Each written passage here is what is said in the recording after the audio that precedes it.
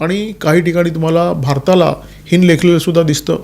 चीन आज भारताच्या उरावर बसलेला जो दिसतो त्याला कारण काँग्रेसचं बोटचेपं आणि पळकाडू धोरण, आणि हे धोरण नवं नाही आहे, ते पंडित जवाहरलाल नेहरू यांच्या काळापासून सुरू आहे.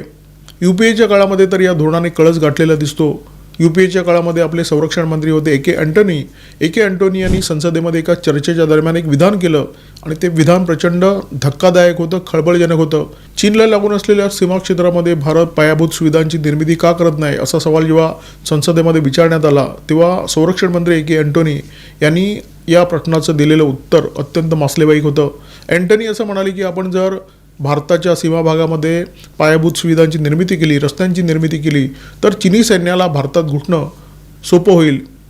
हे तेच सरकार आहे ज्या सरकारच्या काळामध्ये चीनच्या सीमेवर असलेली अत्यंत महत्त्वाची अशी दौलत बेग ओल्डी ही हवाई पट्टी भारत सरकारने कधीही सक्रिय केली नाही.